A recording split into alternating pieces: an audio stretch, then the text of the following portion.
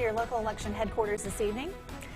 It's hard to believe, but it's been 3 weeks now since Hurricane Ida hit southeast Louisiana, and people are still asking why these critical services actually failed during the days after the storm. Yeah, legislators called Entergy and AT&T to the Capitol for answers. Political reporter Shannon Hecht was in that meeting and has the details on what still needs to be done.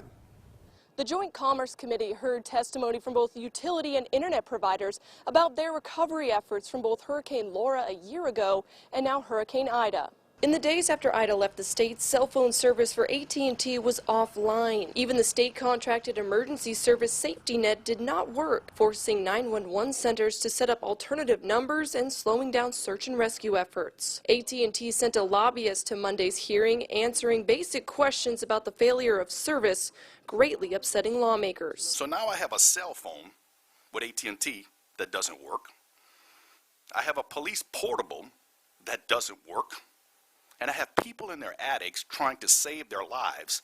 And I can't even communicate with the levee district to see who we need to evacuate. Legislators pushed Entergy about hardening the grid to avoid replacing so many poles after each storm and improving their online restoration maps that were often inaccurate. Tanner McGee represents Terrebonne and Lafourche parishes. He says people are still living in the rubble of their homes and with no date in sight for when they'll get temporary housing through FEMA. So then we're hearing from Lake Charles that they spend a year without temporary housing. I don't know how that is anything less than sort of a humanitarian crisis.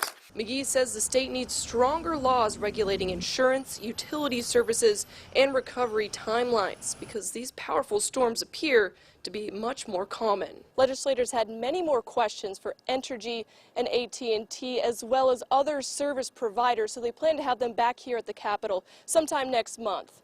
At the Capitol for your local election headquarters, I'm Shannon Hecht. All right, great.